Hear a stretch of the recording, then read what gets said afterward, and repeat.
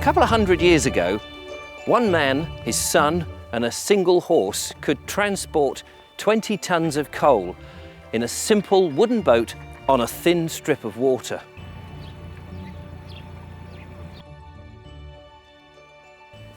During the latter half of the 18th century, that same horse could pull a series of specially designed tugboats with not only coal, but up to 140 tons of other raw materials. There was no pollution, it was environmentally friendly, and this method of transportation kick-started the Industrial Revolution in England. But when the steam train came along, swiftly followed by the motor car, the need for the slower water navigation soon became, sadly, redundant. In this programme, I'm in Shropshire. I'm on the trail of a relatively short but historically significant canal, one that's almost disappeared, and yet a bunch of dedicated people are desperately trying to save it. I'm Richard Vobes, and I'm the Bald Explorer.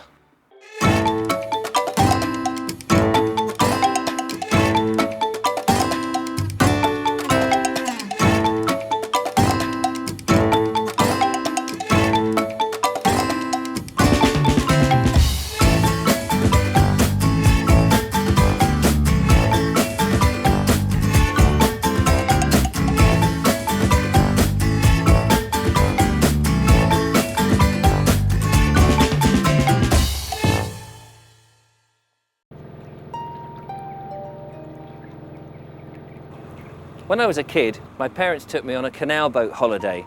Well, in the 1970s, that was quite the thing to do. The freedom of the canals, the slow pace of life, the joy of being tucked up in bed in a cabin floating on water.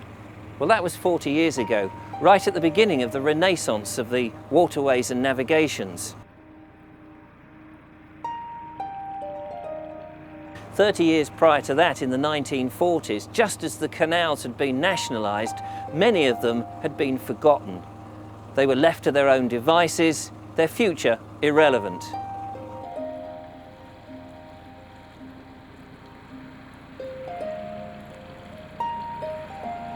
And then Tom Rolt, author and engineer, took a trip on a refurbished boat and published a charming story about his travels on these quiet backwaters.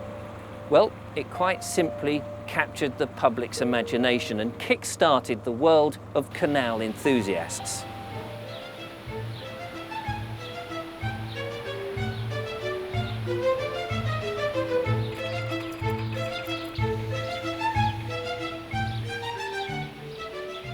There are approximately 2,000 miles of canals in this country, used by over 35,000 boats, building a vibrant community of residents, holidaymakers and traders.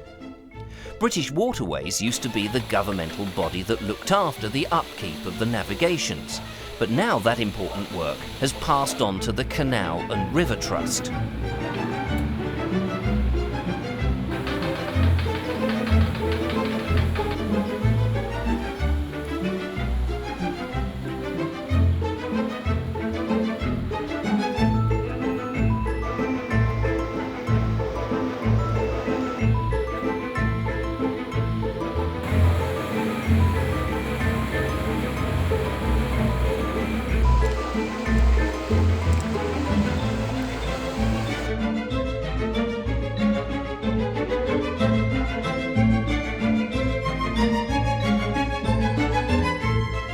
Before I look back into the past to explore the old waterways, I want to find out what it's like to live on the canals today. Karen Bailey has just moved into a narrow boat from a spacious flat in Birmingham. how has she found the change of lifestyle?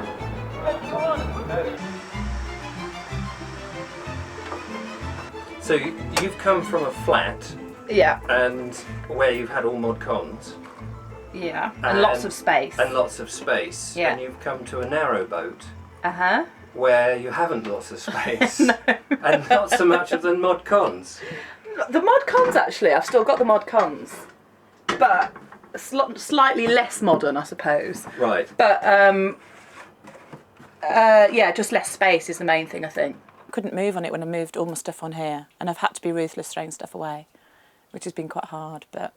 And I'm mad on books, and I've got books all under the settee and everything. So. Do you find it claustrophobic? No, I thought I might do, but I think because I've got like the hatch there which I can open, and the fact that you can just go outside and the water, I thought it would be claustrophobic, but actually no, I think it's just quite cosy. I think you could allow it. I think you could allow yourself to feel claustrophobic, but when I do, I just open the window or the hatch or something. The only thing I find difficult there, I have to say, is getting changed. Okay. Getting dressed. Uh-huh. You know what I mean? And it's just like, I have to take all my clothes and whereas before I'd just swan about and pull this out and pull that out and pull this out. And now I'm finding I have to get like organised with, this is what I'm going to wear today. Somebody said it's like a little cottage on the water. I think what I like about it is the freedom. And all right, I'm moored at the moment, this is my permanent mooring. But if I just want to literally, you know, go chug down the canal. And I've got loads of friends, I was thinking, oh, it'd be great. And the thing is, I can go on holiday and not have to pack. That's true. I'm thinking, oh, what do I take? I just take it all with me. So many people said it will be really cold. I am warmer in this boat than I ever was in my flat. I think the most daunting thing was actually driving the boat down, because that was a bit scary because I've never driven a boat before. But within a couple of days and doing the locks, I now feel, not an expert, but I kind of feel confident doing it. And you bought it, what, 30 miles away? Yeah. And how long did it take you to deliver it to where you are here in A Birmingham? mere 3.5 days. Actually, they do say, right, they say that you add the number of miles to the number of locks and divide by 3, and that will give you your travelling time. But I've got the number of locks, number of miles, and my father's age. This is the slightly messy bathroom, I do apologise. See, I've got a shower and everything. This is the cassette toilet. And under here, you do what you need to do. You open that, do what you need to do, flush it with that, and then this is the delightful bit. You go and empty your cassette. Ah, by hand. By hand. I have got an IKEA bag that I hide it in to make it look like I'm... So presumably everybody knows when you're walking Everybody up. knows. I've just done it today and they've all gone, we know what you're doing, Karen, you don't need to hide. I've even got rubber gloves and they've told me to get a grip, so...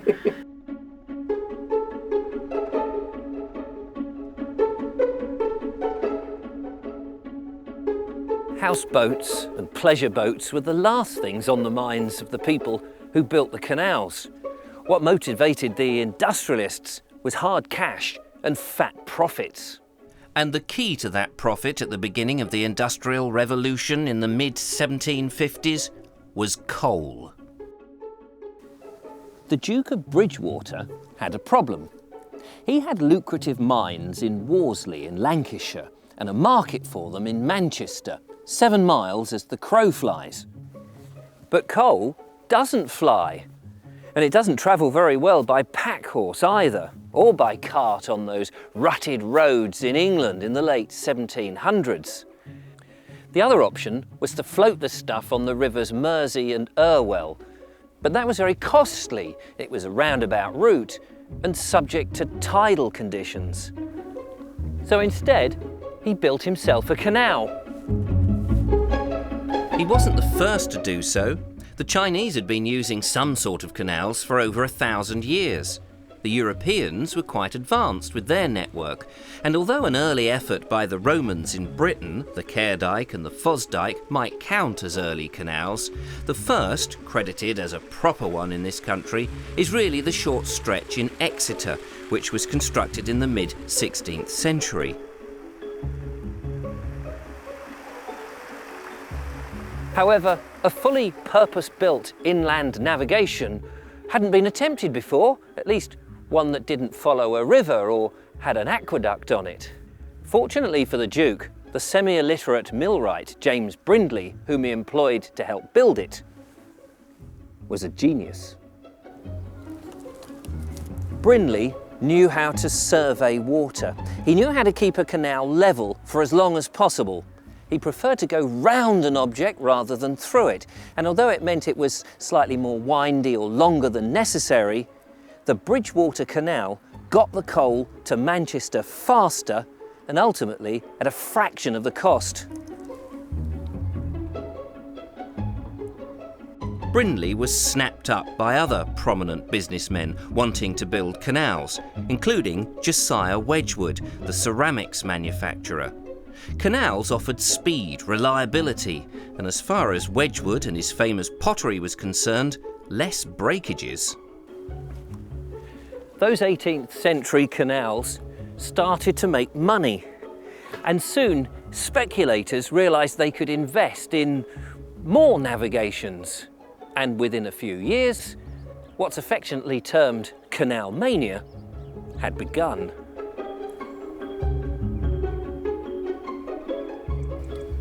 The canal I'm interested in was abandoned in the mid-20th century, roughly 150 years after it was created.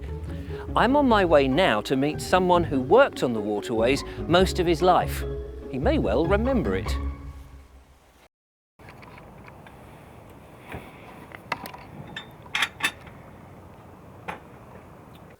Well, when I was a lad at Shrewsbury, the old Shrewsbury Canal, I met the old canal lensman, Tom Adams, when I was 14, and I said, is there any chance of a job on this canal? A van turned up one day, a British Waterways van, and a chap come, Tom Barkley it was, from Ellesmere. He said, I heard you wanted a job with old Tom. He says, yeah, we can give you one, you can help him out. And I started as a lensman down the Shrewsbury Canal. We used to mow the towpath with the scythe, brush the edges with the brushing hook, mainly. Sometimes used to cut the segs, the reeds, what they call the long-handled ripe. It was a scythe blade on the end of, say, a 24-foot pole. You threw it in the canal and just drew it towards you. It was shaped as a 45 angle, the scythe blade was, so it would slide off the reeds as it cut them. They used to all come up to the top, you know. The first boats I had were down the Shrewsbury Canal. They were I refloated tugboats, 3 tugboats, one at Uffington, one each end of the Berwick Tunnel.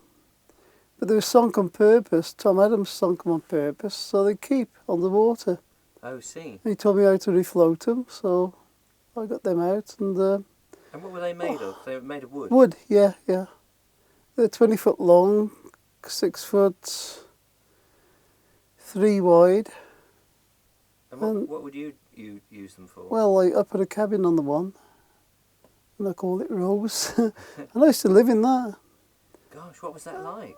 It was a bit rough, you know. I had like a 45-gallon oil drum for a stove, but I cut a piece out the front of the oil drum, and then I cut a bit at the bottom, put bars in, and put a chimney at the top. Make good stoves with it. Before the boats, I used to live in the actual stable at the Preston end, which is still there now. There's still a hole in the tin roof now. We used to have the chimney going out. Oh, you mean outside the tunnel? Yeah. Oh, well, that's where. Yeah, we filmed in there. Yeah, I used to live in that stable. You used to live in there? Yeah. That is incredible. That must have got cold. Oh, it did get cold, yeah, but I had a stove in there. Yeah. I was just a young lad, you know. It was probably adventurous, you know. I used to love it. Yeah. Yeah. So when you say young, I mean, when you were early 20s sort of thing? Oh, 15. My father's side of the family come off the canal. Oh, right, so there's a bit of canal in because your blood. his father was lockkeeper at Grinley Brook.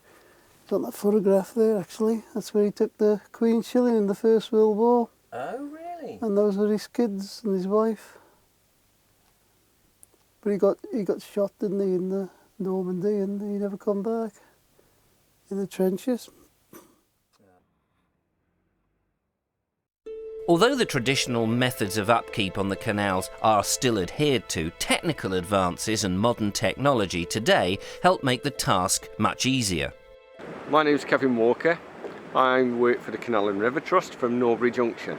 Today we're at Audlem and we're on a 15-lock flight, and we're on lock 1, as you can see, of the flight. We would normally replace the gates on the lock every 20, 30 years, depending on how long they last. This particular instance, we're replacing what we call the heads and the heels. The gate was replaced some while ago with a metal gate rather than a wooden oak gate. Right.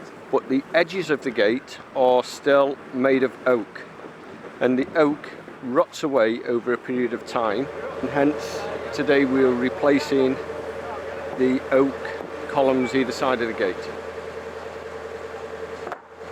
take it nice and slowly then, yeah? My name's Duncan Davenport. I'm the maintenance manager for North Wales and Borders, part of Canal and River Trust. We're here at Welshpool Lock looking at some stoppage work. Stoppage works is mainly the work we undertake in the winter months. It's the only opportunity really in the winter months that we get to actually close off sections of our canal network, which provides then less disruption to holiday makers and the hire boat trades operating on our waterways. So in that time during the winter, which is the worst of the weathers, we endeavour to undertake the replacement of lock gates and some of the major refurbishment works that we can't do in the summer months because of the disruption that would cause. Do you think the general public have any idea of the work that goes on the waterways in Britain? I think we're giving them a better idea. Up until a few years ago, perhaps no, but we've started having lock open days where the public can come in. It's perfectly safe for them. They can have a look around. We'll even take them down to the bottom of the lock to show them around. And we are getting a lot of response from that.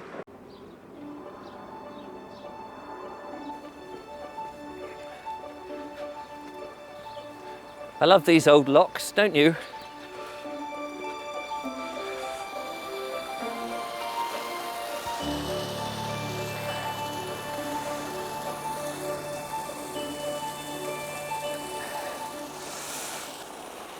Technology is amazing, isn't it? I remember the times when you used to have to wind the film on to take the next picture. Film, eh? What's that? Steam was the latest craze during the Industrial Revolution. Engines that could run on steam could run and run. Factories and mills churning out large quantities of textiles and ceramics didn't have to stop, so profits could be made without turning the machines off. And the raw material to heat the water to make steam, coal, could be brought on a boat pulled by a horse on a canal. But the irony was, this same steam technology found a way to get an engine to run on wheels on a track. Now it could go further, it could go faster, and it could carry more. Naturally, when the railways came, they were a huge threat to the canals. But they went further. They started to buy up those canal companies who were struggling to stay afloat financially to stifle all the competition. And I have heard that in some cases they infilled the canal beds and used the land to run trains on, which you've got to admit is pretty enterprising. Although they owned them, the railway companies were not interested in the canals. In fact, they let them go to rack and ruin deliberately. And even though in the 1940s the canal system had become nationalised, by then most of the canals had almost become extinct.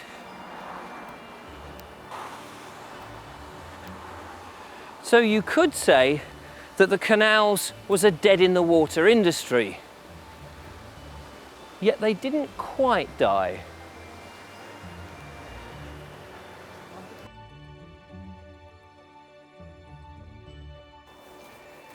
And this is one such canal that, although nearly vanished, could very well be restored.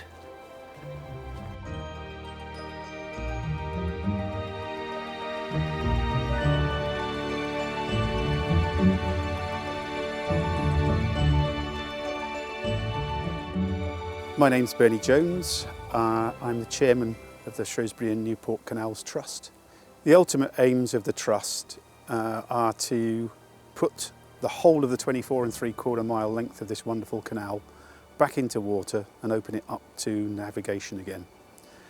That will also have the spin-off of producing a lot of income to the towns of Newport and Shrewsbury, but it will also bring a much needed lifeblood back to the many villages and the communities along its length. I'm Julie Harris. I'm a trustee of the Trust.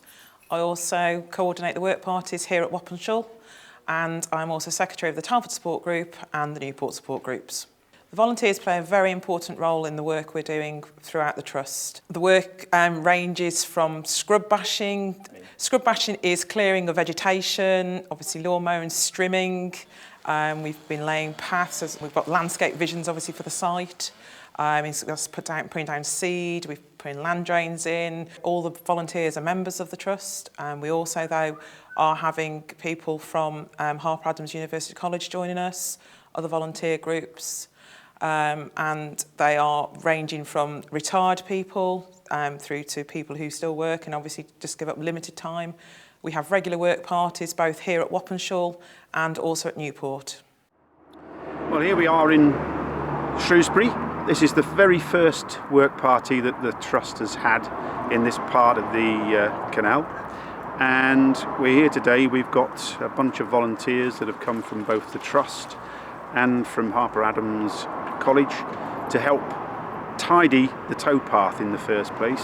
We're just litter picking and neatening the edges up and cutting back the verges and generally tidying the whole of the towpath up to make it a more pleasant place for people to walk their dogs, to cycle and so forth. The ultimate goal of opening this canal up is eminently achievable when we consider that our canal is a mere walk in the park compared to those canals that have been restored, such as the Huddersfield Narrow, known as the Impossible Restoration, where they had to move a supermarket and move power pylons and so on.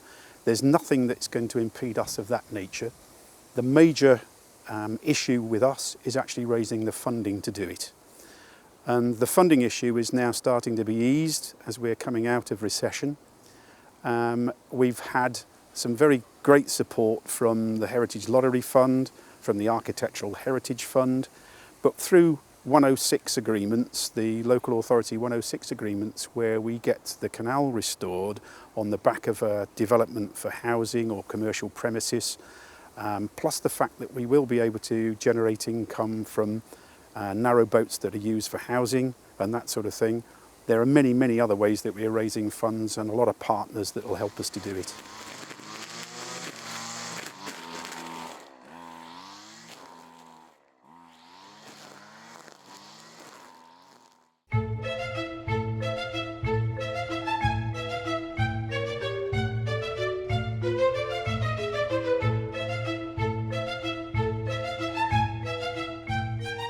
Shrewsbury is the county town of Shropshire in the West Midlands, complete with an ancient market hall, beautifully restored Elizabethan timber-framed houses, wonderful Georgian elegance and a red sandstone castle. Behind the Victorian Gothic railway station is the old butter market, and behind that, well, there's a car park. Well, it's hard to believe now, isn't it, that 250 years ago, this was a busy canal basin with narrow boats and specially designed tugboats coming into Shrewsbury with coal and other building materials and exporting at the same time corn, textiles and dairy products. But now it's just a car park. Well, there may not be much left at present to show for itself, but there are plenty of historically significant monuments along its 24-mile route. Much of the Shrewsbury end of the navigation is now a rather charming footpath, which belies its earlier history, although there are signs if you care to look for them. This pub, for instance, with its wines and spirits and Wem ales. Also, the canal passes the Ditherington Flax Mill, It may not look it, but this is the grandfather of the modern skyscraper. It's the first building in the world to contain an iron frame at its central construction. So what was the canal like in its heyday?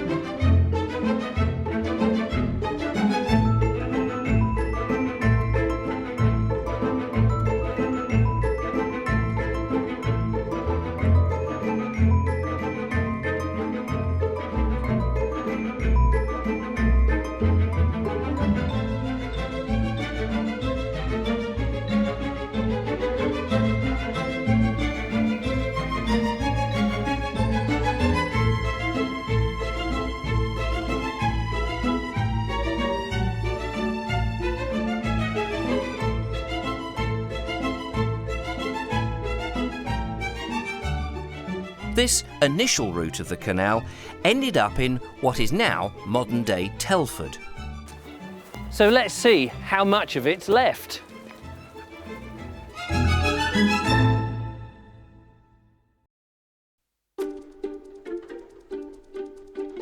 This is Telford, initially planned and built in the 1960s, and originally it was called Dawley Newtown. But later it was dedicated to Thomas Telford, who was the surveyor of public works in Shropshire in the late 18th century.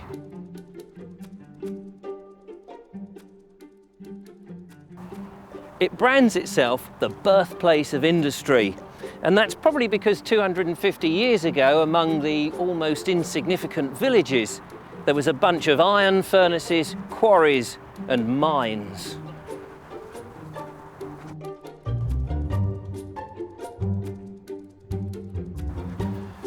Coal was the lifeblood of these new factories, but it was difficult to transport because of its size and its weight.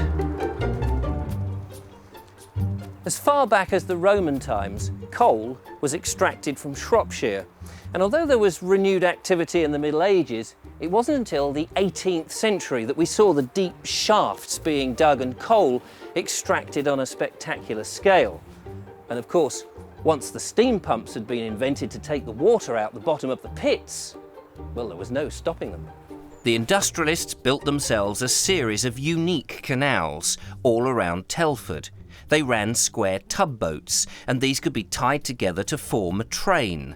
They were pulled along by a single horse. The idea was to get the coal down to the River Severn, which conveniently flowed nearby, and then ship the stuff down to the various ports towards the Bristol Channel or upriver to Shrewsbury as required. The demand for coal and other building materials, including lead, iron and zinc, plus clay and limestone from the area was increasing. But the river route was expensive, and traditional methods like the pack horse and wagons was out of the question because of the dreadful conditions of the roads. The same kind of problem the Duke of Bridgewater had to contend with a few years earlier. So, the suggestion of a dedicated canal up to the county town was placed on the table.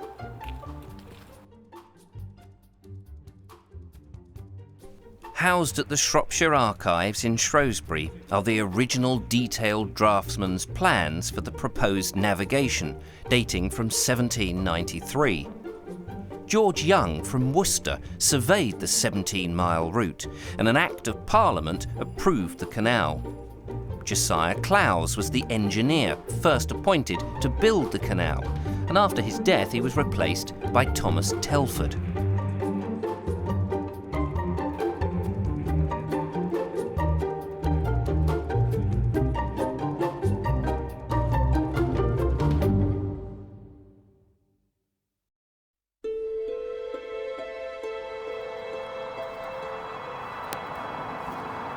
Well, this is Trench. This is where the Shrewsbury Canal joined the already existing tugboat canals. But there was a bit of a snag. You see, in order for the new navigation to join the network, it had to climb this rather inconvenient hill.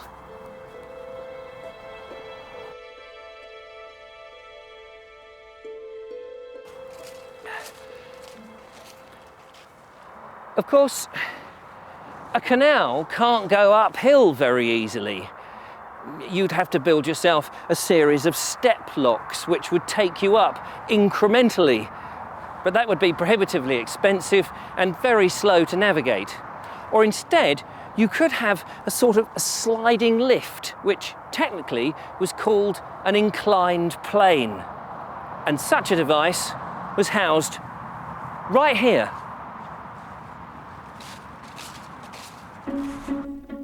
Luckily, there is considerable amount of the canal remaining, but we do have to leave the modern sprawl of Telford to find it. A little further north of Telford is Hadley Park, and we can still see signs of the canal is here. And this bit's actually still in water.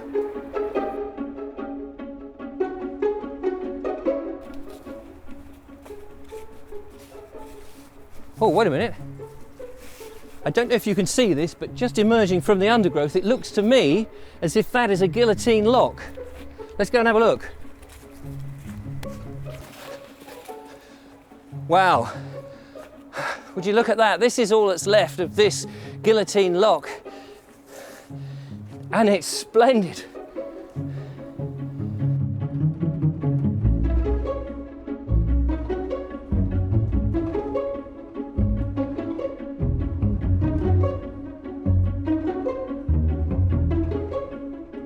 Incredible to think that this has been here for 200 years. You see this wooden truss? Well, instead of using the old traditional mitre gates that perhaps we're familiar with on the canals, a design actually attributed to Leonardo da Vinci, these locks used a vertical lifting gate. So it raised the gate to the top.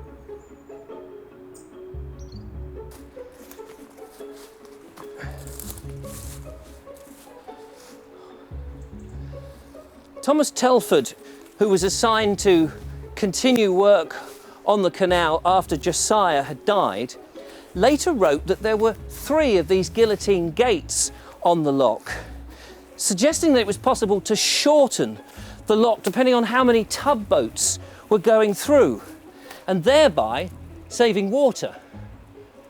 And as every canal user knows, without water, you've got a ditch.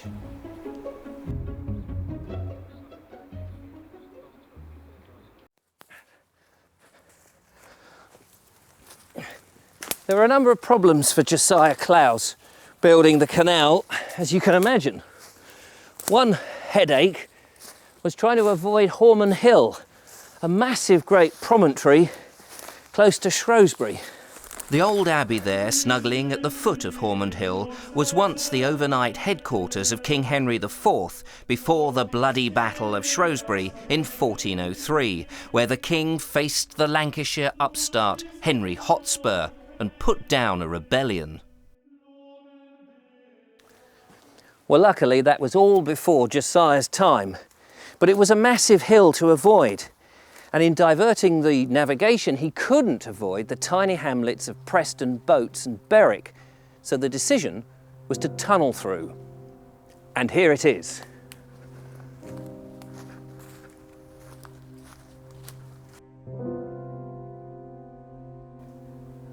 Well, it's all blocked off now, as you can see, but this opening here enables it to breathe.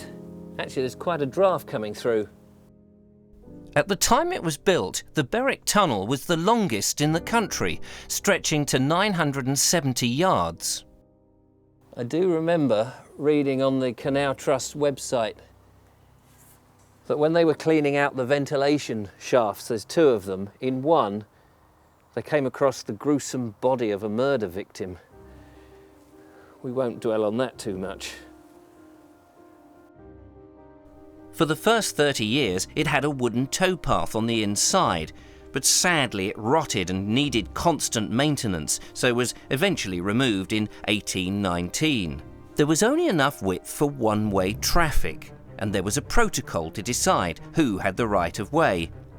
Mal Edwards was the last person to navigate through the tunnel and said it would take him a couple of hours to leg the entire length.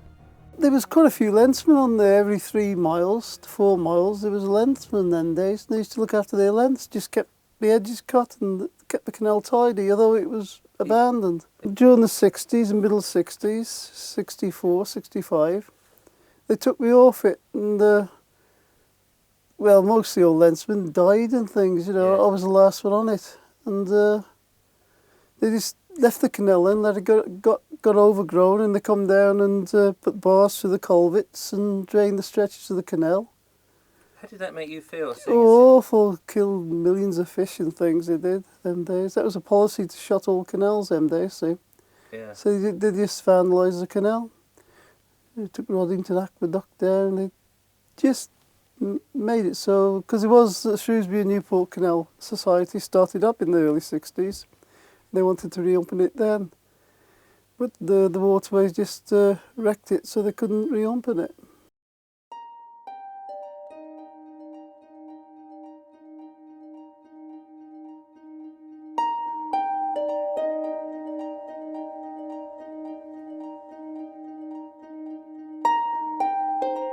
Well, here at Wappenshall Junction, you might call this the heart of our canal. It's approximately halfway along its 24¾ mile length, and it's very important historically and from a heritage point of view.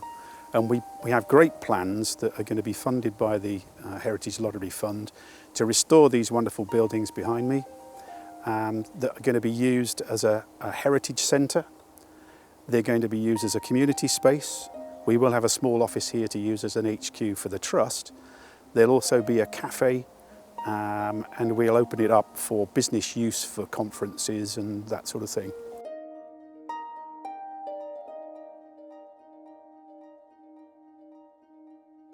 Thomas Telford, the great engineer, had a major hand in this particular site.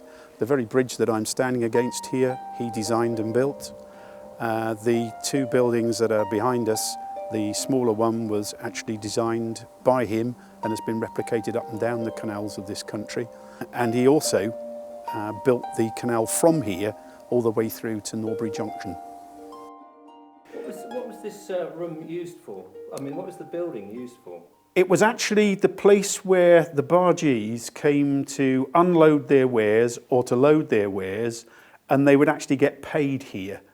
Because in the corner, behind the door that's now our temporary tool shed over here, we had the guy that would be sat inside with all the money, and you can just see, if I put the light on, that the windows here, unusually, are metal. So he would actually be looking out here to see all of the guys that would be bringing the stuff to unload or to load, and it would be from here that he'd actually get paid. And are you planning to restore all this back to how it might have looked? Well, in fact, this building is going to be re-rolled. There will be a lot of interpretation here as to what the building used to be for. For instance, we're going to take these doors and the locking mechanisms, and we're going to put them on the walls and have some interpretation boards and panels that will tell you all about them. Let me take you upstairs and show you what the living conditions were like then. This is back in the early 1960s, and we've actually found the lady that used to live here and indeed had her 2 children born here. They actually quit the building in 1963. So you're saying that somebody actually lived here? They certainly did, yes. They were living in the upper floors of this building, and it was known then as a flat. And was there heating? No, there certainly was not. And There's not. It's getting cold now. We're coming to winter as we make this film. Yep. It must have been pretty awful. It was pretty damn grim, I should think, but they were tough, or more tough than we are today back in those days, I think. The whole of the canal really is a gem that's been lost to the nation, and my passion is to see that this canal's brought back to water as it was 200 years ago It won't be used for the purposes for which it was built then, but it really will be a major asset to the whole of this area as a leisure and sporting and exercise activity for anglers, for walkers, for cyclists, for nature lovers, for bird watchers, as well as for boaters. Another startling relic on this navigation is this, the oldest surviving cast iron aqueduct in the world here at Longdon-on-Tern. My name's James Boffey. I'm lucky enough to own this aqueduct. I actually regard it as a privilege, to be honest. And I like the fact it's in situ, that this is the place it's always been. I mean, obviously the canal is no more. There's a mill there, the old mill is there, and the river used to flow under the arches, so there was a patch of land between. There's arches either side of the aqueduct. In the 1960s, I think my father bought the land that the canal was on, off the English waterways, I believe, and all fixtures and fittings on said canal. So obviously the aqueduct has stayed. Although there has been attempts in the past to move it, but not for many years. This is the towpath that's adjacent to the main body of the canal. Now, here's the interesting thing, because the towpath is at the same height as the bottom of the canal, the bottom, which means when the canal is full of water, the boat is going to be much higher than the horse. And of course, normally, it's the other way around.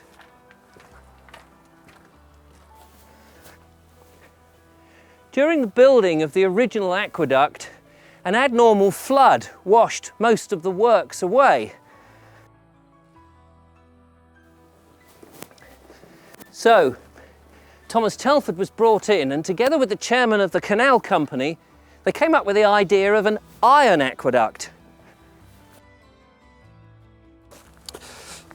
And a little over a year later, the ironwork was installed at just over cost of £2,000. And it's as sound today as ever it was. It's superb, isn't it? I'd like to take some credit for that, but I can't see how. It is quite incredible. Yeah, it's a tribute to the engineering skills of the day, isn't it, really? It's phenomenal.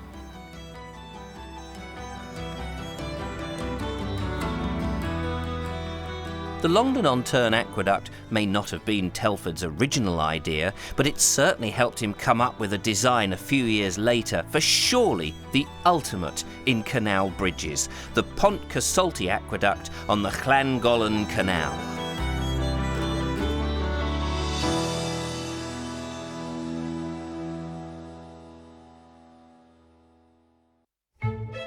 The Shrewsbury Canal finally opened in 1796 at a cost of £65,000.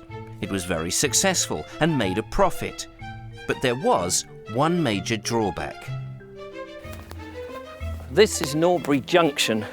It's on the Shropshire Union Canal. It used to be called the Birmingham and Liverpool Canal, and it connects up to the other 2,000 odd miles of the canal network in the UK. But what it didn't do is it didn't connect to the Shropshire Tub Canals and the then new Shrewsbury Canal. So whilst the industrialists could send supplies up to Shrewsbury and Shrewsbury could send stuff back down to the Telford area, they were in total isolation from the rest of the network, which was ridiculous. What was needed was an extension from Wappenshall Junction across the county, through the town of Newport and into Staffordshire, here at Norbury. It was called the Newport Canal, and you can still see where the canal joined the Shropshire Union Canal. But beyond the dry dock, the rest of the canal bed dries up almost to nothing. Well, here you can see at Forton Skew Bridge, looking down this way to the River Mease Aqueduct, about 150 metres of the canal. The canal bed still exists. It's very much the case that this is a stretch of the canal that has not been infilled. All it is leaf mould in the bottom, and will only require a piece of scraping back with a JCB to restore it and recompact the towpath. And we can even see that the brickwork that our members and indeed the prison service have exposed for the first time in about 60 years recently, and the bit at the bottom have been dug out right to the full depth of the canal. This again is a lovely bridge that's been designed and built by Thomas Telford. It is a skew bridge because it's not perpendicular to the direction of the canal. A lovely piece of work that's over 200 years old and is still in extremely good condition today.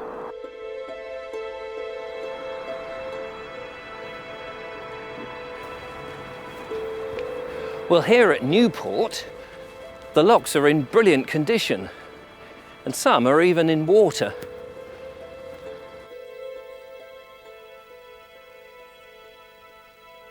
Well, this is really exciting for me because this is a stretch of the canal that's still in water. It's a site of special scientific interest, but it's landlocked, so we can't actually get a narrow boat in here. However, I do have permission to put a different kind of boat on. Well, we have to thank Natural England for giving us special permission to put a coracle on the canal.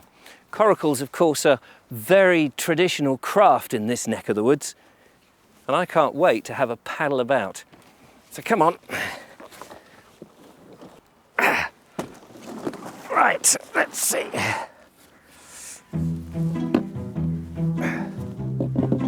These are not easy things to get into, and many a person has gone arse over you-know-what in the process. And I may just do that. But we're on board. The Board Explorer is on the Shrewsbury and Newport Canal.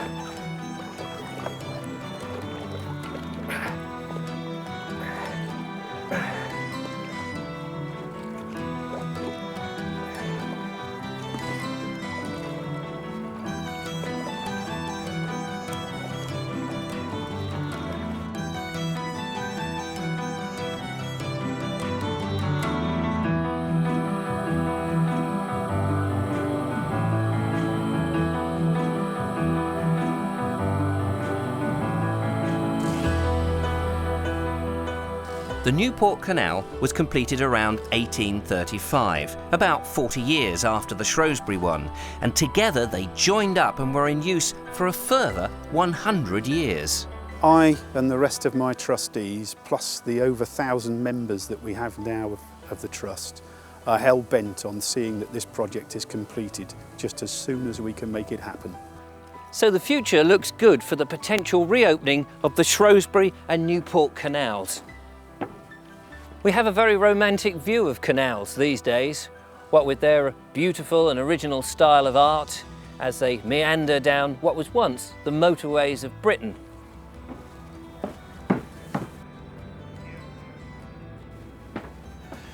But this charming and rose-tinted vision, of course, obscures the truth. It's only in the last 60-odd years that we have these enclosed houseboats with their snug cabins, bedrooms, kitchens and shower units. Before that, they were working boats, open to the elements, stacked with goods, trading up and down their navigation. For most of its working life, the laden canal boat was hauled by a horse and a tow rope. That life has gone, it's true. But the interest in canals is still as strong as ever, and volunteer groups like the Shrewsbury and Newport Canal Trust have renewed hope of restoring those canals that have once been thought impossible.